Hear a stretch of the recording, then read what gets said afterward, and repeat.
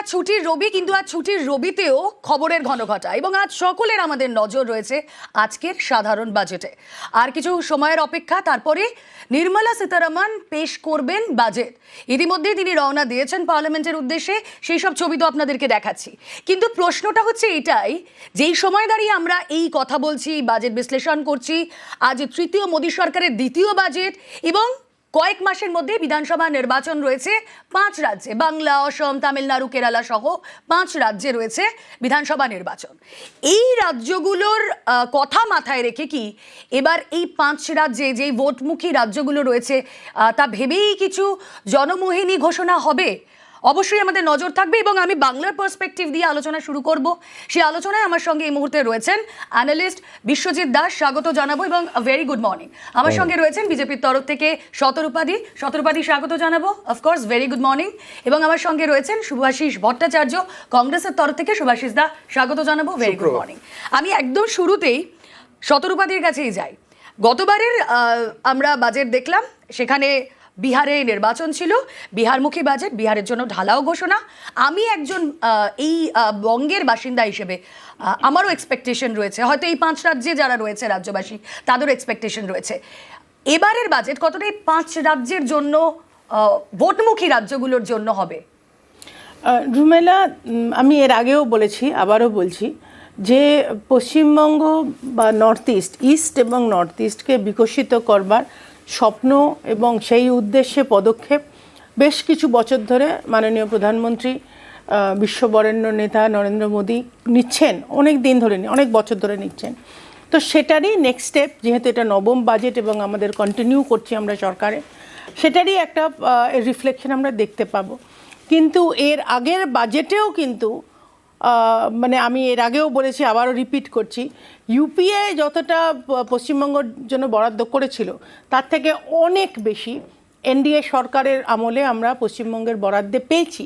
এখন fortunately unfortunately সেটা মানুষের কাছে কতটা গেছে এই সরকারের দরুন, ঠিক এই পয়েন্টটা থেকে শতরূপাদি, যেই সময় দাঁড়িয়ে এই বাজেট ঘোষণা হচ্ছে, বাংলায় নির্বাচন এবং বাংলার তরফ থেকে বারবার কেন্দ্রীয় বঞ্চনার একাধিক অভিযোগ, আজকের এই বাজেট সেই কেন্দ্রীয় বঞ্চনার যে অভিযোগগুলো ওটা সেটাকে নস্যাৎ করতে কতটা এই রাজ্যমুখী হবে, বাংলামুখী হবে? না, আমি সেটাই বললাম যে দেখো, কেন্দ্রীয় বঞ্চনা হচ্ছে না, আমি সেটাই যার জন্য প্রথম শুরু করলাম যে কেন্দ্রীয় সরকার এনডিএ চালানোর সময় থেকে ইউপিএর থেকে অনেক বেশি এনডিএ বরাদ্দ করেছে রাজ্য সরকার, পশ্চিমবঙ্গ সরকারের জন্য। কিন্তু সেটা এই যে একটা বেসিক ইউটিলাইজেশন সার্টিফিকেট পর্যন্ত রাজ্য সরকার, তৃণমূল সরকার কেন্দ্রীয় সরকারকে দেয় না। তারপরে গিয়ে তারা নাটক করে বঞ্চনা করছে বলে, এবং স্বয়ং প্রধানমন্ত্রী এসে বলেছে কত টাকা এখানে বরাদ্দ করা হয়েছে। তারপরেও এই যে কিছু নেতা পকেটস্থ করে দিচ্ছে মানুষের কাছে, অধিকাংশ কেন্দ্রীয় প্রকল্প পৌঁছয় না, এটার উত্তর তো আগে এই রাজ্য সরকারকে দিতে হবে। যদিও বিশেষ সময় নেই, আর 73 দিনের মধ্যে সরকারই পাল্টে যাবে। কিন্তু আমি আবারও বলছি, আমি জাস্ট একটা ছোট এক্সাম্পল তোমায় দিচ্ছি।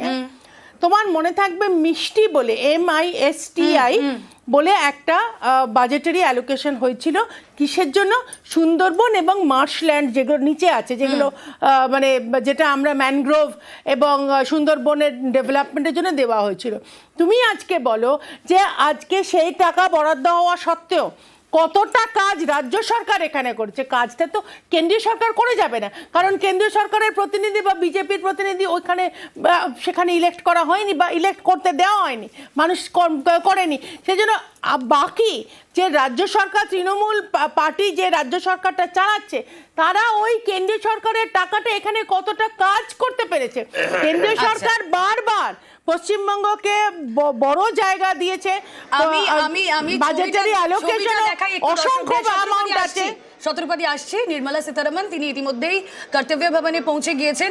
আমি শুনছিলাম কিছুক্ষণ আগে শতরূপাদির এটা একটা উৎসাহ ছিল যে আজ নির্মলা সীতারামন কি শাড়ি পরবেন, কারণ গত বছর বাজেটে আমরা দেখেছিলাম মধুবনী শাড়ি পরতে, সেই ট্রেন্ড। এবছরের ভোটমুখী বাংলায় আপনি স্যাটিসফাইড? সাউথ এই সিল্ক look-এ, পড়েছে দেখে South মনে Silk, হচ্ছে হ্যাঁ। সাউথ কারণ সিল্ক পড়েছে। কারণ তামিলনাড়ুতে ভোট ভোট আছে, হ্যাঁ, right. সুতরাং দাক্ষিণাত্যের কথা মাথায় রেখে কি তাহলে এই বেশভূষা অবশ্যই আমাদের নজর না। থাকবে। হ্যাঁ, সাউথ ইন্ডিয়ান সিল্ক একেবারে দেখে সাউথ বোঝা ইন্ডিয়ান যাচ্ছে। দেখে বোঝা যাচ্ছে।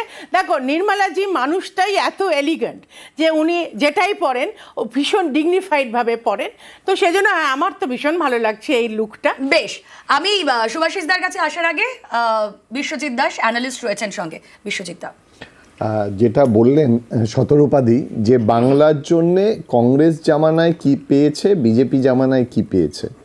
দেখো, বাংলা চিরকালই বিজেপির একটা টার্গেট দখল করার, এবং রাজনীতিতে এটা থাকেই যে সে তার এক্সপেনশন করতে চায়, এবং বাংলাকে টার্গেট করে এবার যদি বাজেটে আমরা দেখেছি, গতবার বাজেটে বাংলা কিন্তু উপেক্ষিত, বাংলার জন্য আলাদা করে কিছু হয়নি। খুব স্বাভাবিকভাবে বিহারে বাজেট ছিল, বিহারের জন্য আলাদা প্যাকেজ তৈরি করা হয়েছিল।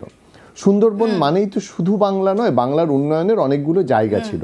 এবছর আমার মনে হচ্ছে যে এবছর বাংলা স্বাভাবিকভাবে গুরুত্ব পাবে। কেন গুরুত্ব পাবে? কারণ বাংলাতে যদি নির্বাচনী লড়াইয়েও থাকতে হয়, তাহলে কেন্দ্রীয় সরকার যে বাংলার প্রতি বঞ্চনা করছে, যে ন্যারেটিভস তৈরি করেছে, ওটা ভাঙার প্রথম সুযোগ হচ্ছে এই বাজেটে। দ্বিতীয় কথা, আমি ধরে নিলাম যে না, সেটা হচ্ছে না, বাংলার জন্য আলাদা কিছু ভাবছে না, তাহলে আমি বলবো এটা সুইসাইডিয়াল পদক্ষেপ, অর্থাৎ এখানে ওয়াক ওভার দিয়ে দেওয়া হলো। আগে থেকে গতি আনতে, রাজ্যের মধ্যে গতি আনতে এই যে বন্দে ভারত চালু হলো, আমরা দেখলাম যে এই বাংলা থেকে অসম পর্যন্ত, অবশ্যই দুই রাজ্যই একটা জিনিস ইম্পর্টেন্ট, কিন্তু বন্দে ভারতের কথা তুমি বললে আমি বলতাম, হয়তো বন্দে ভারতের যে স্লিপার ক্লাস চালু হয়েছে রেলের, সেটা কোন শ্রেণীর জন্য সমাজের, তাদের ভাড়া আর ফ্লাইটের ভাড়ার ভিতরে খুব একটা ফারাক নেই বন্দে ভারতের স্লিপারের সঙ্গে। তাহলে আমরা বরং অনেক বেশি উৎসাহী বাজেটে যে সাধারণ লোকাল ট্রেনের পরিষেবা এবং যার দূরপাল্লার ট্রেনের সিকিউরিটি, এই দুটো নিয়ে বাজেট কি বলছে সেটাতে আমরা গুরুত্বপূর্ণ। বন্দে ভারতের স্লিপার যে আলাদা করে কোনো প্রভাব ফেলতে পারবে এমন নয়। বেশ, সুভাষিস দা, না ওই প্রতিবেদনে দেখাচ্ছিলে না যে ভারতের মানুষ কি স্বস্তি পাবে? নরেন্দ্র মোদী গদি থেকে না গেলে ভারতের মানুষ স্বস্তি পাবে না, এটা একদম নির্ঘাত। কারণ হলো যে ভারতবর্ষে ভোট আসলে, ভারতবর্ষের কোনো রাজ্যে ভোট আসলে তবেই সেই রাজ্যে কিছু প্রাপ্তিযোগ ঘটতে পারে, সেটা ধারণা হয়ে যায় মানুষের। মানে কি করা যাবে? শতরূপা বলেনি, আমি বলছি। আচ্ছা, এবার ঘটনা যেটা হয়েছে, কেন্দ্রীয় সরকার তার বাজেটের সময় সমস্ত রাজ্যগুলোর কথা মনে রাখবে। কোন কোন রাজ্যে ভোট হবে সেটার জন্য আমরা চাতক পাখির মধ্যে তাকিয়ে থাকবো যে কখন আমাদের ভাগ্যে শিখে ছিঁড়বে, যে কখন একটু ভালো কিছু এসে পড়বে। আসলে তা না, আসলে প্রমিসেস করা এবং সেটা ইমপ্লিমেন্ট করা, সেটার মধ্যে বিস্তর ফারাক থাকে।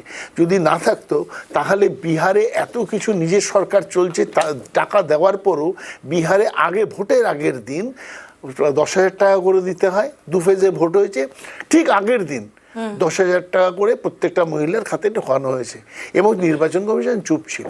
ব্যাপারটা যেটা হয়েছে, পশ্চিমবাংলার বুকেও হয়তো এই জিনিস আসতে পারে যে রাজ্যটা দখল করার জন্য কিছু ফিসকাল ম্যানেজমেন্টটাকে ধ্বংস করে কিছু উদ্বৃত্ত এখানে পড়বে, টাকা পয়সা কিছু পড়বে এখানে, হতে পারে সেটা।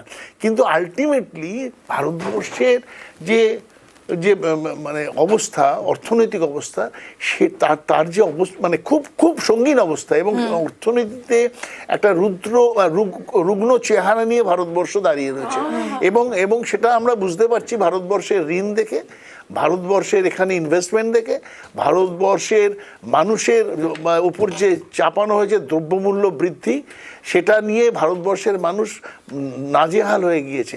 তার কোনো সুরাহা ভারতবর্ষের প্রধানমন্ত্রী বা ভারতবর্ষের ফিনান্স মিনিস্টার দেখাতে পারেনি। ফিনান্স মিনিস্টার পেঁয়াজের দাম বাড়লে পরে তাকে জিজ্ঞাসা করা হলে, আমি তো পেঁয়াজ খাই না, আপনারা খাওয়া ছেড়ে দিন। ডলারের দাম বাড়ছে কেন বলে না, টাকার দাম কমছে কেন বলে না, টাকার দাম কমছে না, ডলারের দাম বাড়ছে। হেন ফাইন্যান্স মিনিস্টার যদি ভারতবর্ষে থাকে, তাহলে ভারতবর্ষের লক্ষ্মী কোনোদিনও আসবে না, আশেপাশের রাজ্যে চলে যাবে, ভারতবর্ষের লক্ষ্মী ভারতবর্ষে ঢুকবে না, এটা একদম নির্ঘাত। শতরূপা